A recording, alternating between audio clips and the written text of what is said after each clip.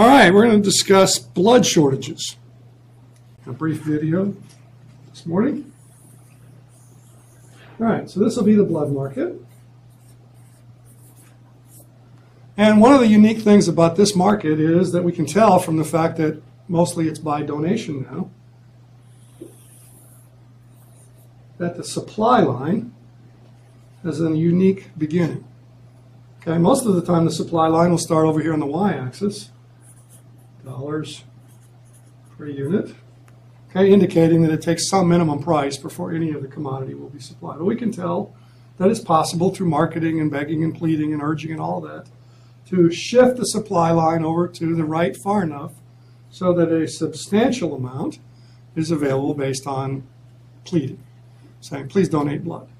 Okay, and then we put the demand in here. That would be the surgeons and those who take blood collected by blood banks and use them in various operations. Okay, so that would be your demand over here. Now, if we had a market that was free to function, we would have this price for blood and that much blood, and there wouldn't be any shortages or surpluses. And of course, there are spot shortages and surpluses in a lot of things all the time. The price mechanism isn't instantaneous, but self-interest is such that if we allowed the market to work, most of the time the price would be around P0 and the quantity demanded and the quantity supplied would be pretty close together. For a variety of reasons that have been speculated about, and we don't have that.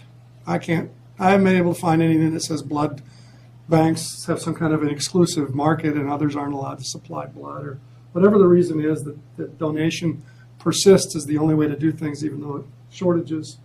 Okay, so we'll just look at what is and not speculate as to why that is the case. Okay, so if we were to charge the blood users the same amount that we pay the blood donors, we would have a big shortage.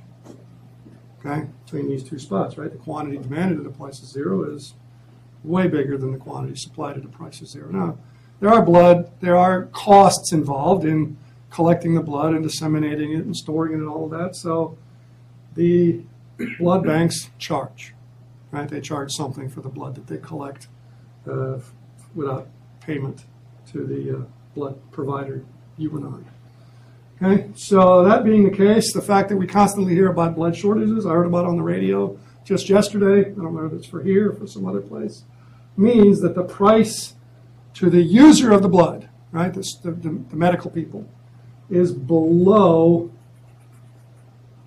that price. Okay, so this price, let's just call it P prime. Prime is just a fancy economist word for something that types up as a single quote. Okay, P prime. The price to the user must be lower than P prime. So let's say the price to the users, the surgeons and others, is at that level. Okay? See, if they charge P prime, there wouldn't be any shortage. Okay? A high price. Since there usually is a shortage, the price they do charge must be less than that. So that would create Q1, quantity demanded. Okay? And so we would have that shortage. So there are constantly blood drives and marketing there trying to shift the supply line over so that it'll intersect right there and eliminate the shortage.